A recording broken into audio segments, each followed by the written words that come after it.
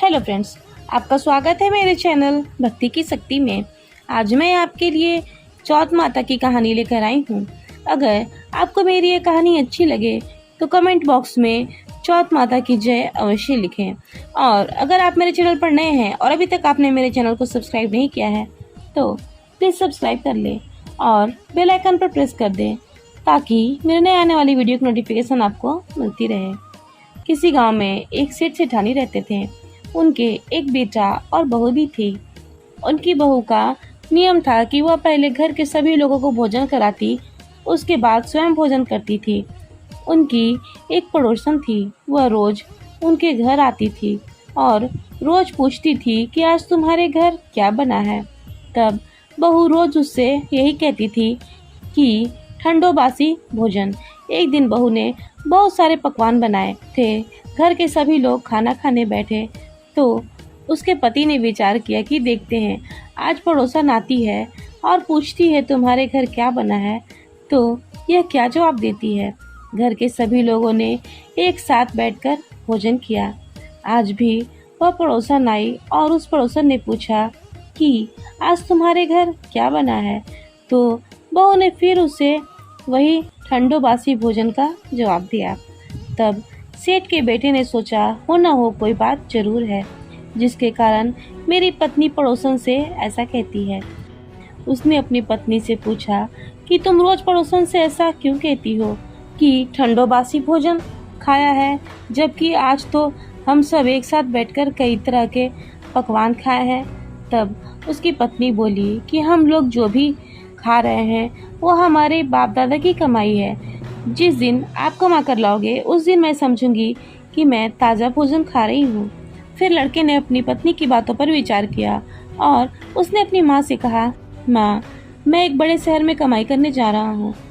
तब उसकी माँ बोली, बेटा, अपने पास तो इतना सारा धन है, फिर तुम क्यों शहर जाना चाहते हो। माँ के मना करने पर भी बेटे ने स्वयं कमाने का दृढ़ निश्चय कर लिया और जाते समय अपनी पत्नी से बोला कि जब तक मैं कमाकर बहुत सारा धन लेकर न आऊं तब तक तुम चूल्हे की आग मत बुझने देना। एक दिन चूल्हे की आग बुझ गई तो बहू मन ही मन घबराने लगी और सोचने लगी कि कहीं मेरे पति किसी संकट में तो नहीं है। जल्दी से पड़ोसन से आग लगाकर चूल्हे में रख दूं। ऐसा विचार करके बहू पड़ोसन के घर गई। वहाँ पड़ोसन चौथ माता का व्रत पूजन कर रही थी। पड़ोसन बोली, थोड़ी देर में आकर आग ले जाना। तब बहू ने पड़ोसन से पूछा कि आप क्या कर रही हो। तब पड़ोसन बोली, मैं चौथ माता का व्रत कर रही हूँ। बहू फिर पूछी, आप यह व्रत क्यों कर रही हो, इस व्रत से क्या फल मिलता है। तब पड़ोसन ने बताया कि चौथ माता के इस व्रत को करने से अन्न धन लक्ष्मी मिलती है और अपने मन की सारी मनोकामनाएं पूरी हो जाती हैं। पड़ोसन की बातें सुनकर बहू का भी मन हुआ कि वह भी चौथ माता का व्रत करेगी। तब बहू भी चौथ माता का व्रत करने लगी। दीवार पर चौथ माता बनाई और चौथ माता के व्रत के दिन गुड़ का चूरमा बनाकर रात्रि को चंद्रमा को अर्घ देकर भोजन करने लगी। ऐसा करते हुए उसे बहुत दिन बीत गए। चौथ माता बहू के पति के स्वप्न में आई और बोली, ए साहूकार का बेटा, तू जागे है कि सोवे है। तेरी पत्नी तुझे बहुत याद करती है, घर जाकर उसकी चिंता मिटा।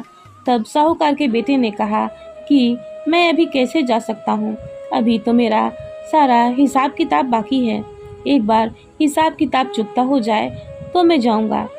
तब चौथ माता बोली, तू दुकान खोलकर बैठ जा, तेरा हिसाब किताब सब चुकता हो जाएगा। फिर चौथ माता ने जैसा कहा था वैसा ही हुआ। फिर साहूकार के बेटे ने अपने घर जाने की तैयारी की और गाड़ी भरकर धन दौलत लेकर चल दिया। तभी रास्ते में एक बड़ा सा काला नाग फन फैलाए बैठ गया और साहूकार के बेटे से बोला, आज मैं तुझे डसूंगा, छोड़ूंगा नहीं, तेरी आयु पूरी हो गई है।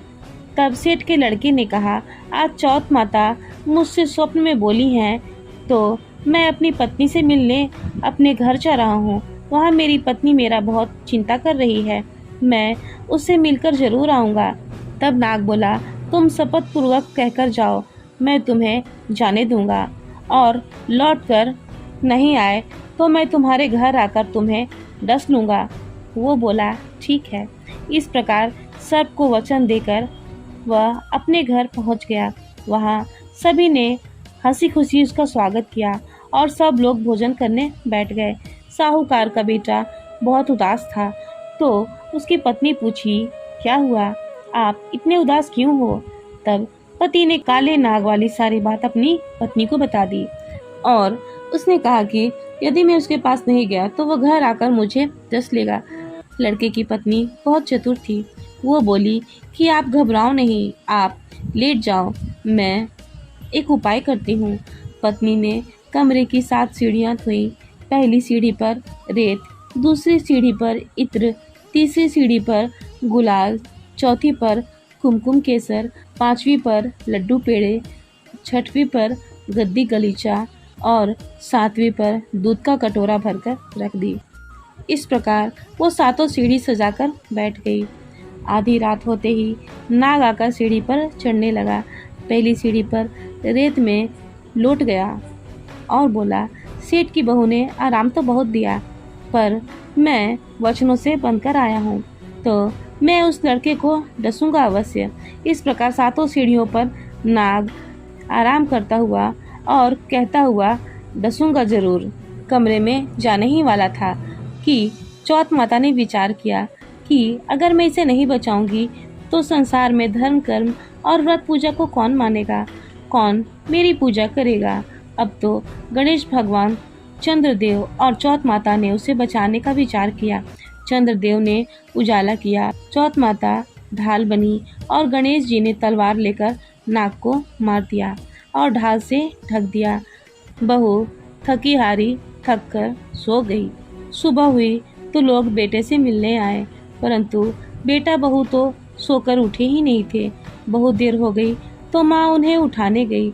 माँ ने 7 सीढ़ियों पर जो कुछ देखी तो वह बहुत घबरा गई और बेटा बहू को आवाज़ें लगाने लगी। बेटा बहू उठे तो देखे कि एक ढाल और तलवार वहाँ पड़ी है। जब बहू ने ढाल उठाई तो देखी काला नाग वहाँ मरा पड़ा था। तब बेटा बहू ने सोचा कि भगवान ने हमारी रक्षा की, भगवान गणेश और माँ चौथ माता हमारी रक्षा की। तो हे चौथ माता, जैसे आपने साहूकार के बेटे की रक्षा की वैसे ही अपने सही भक्तों पर अपनी कृपा दृष्टि सदा बनाए रखना। जय हो चौथ माता की।